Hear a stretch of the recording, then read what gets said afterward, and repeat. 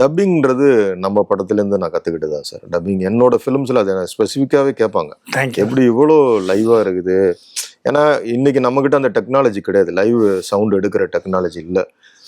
ஷூட்டிங்கில் நம்ம எடுக்கிறப்ப ஒரு ஷாட்டில் அவங்க பெர்ஃபார்ம் பண்ணுறப்ப வரக்கூடிய அக்கோஸ்டிக்ஸ் இருக்குல்ல, அந்த லெவல் ஆஃப் நாய்ஸ் இருக்குல்ல, அது வந்து டப்பிங்கில் வராது.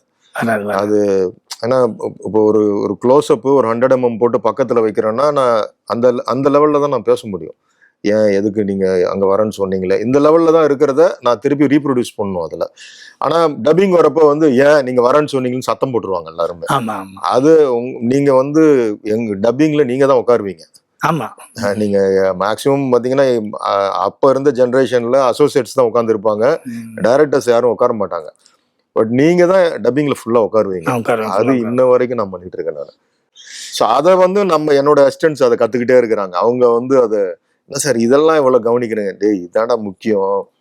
ஏன்னா எவ்வளவு பேசணுமோ அந்த சத்தம் அவ்வளவுதான்டா இருக்கணும். இப்போ மைனாலாம் அந்த லாஸ்ட்ல அந்த ஐயோன்னு அந்த அவளோட பாடியை பார்த்துட்டு தியேட்டர்ல எல்லாருக்கும் அந்த அழுகை வந்ததுக்கு காரணம் வந்து அது 3 நாள் எடுத்தேன் நான். 3 நாள்.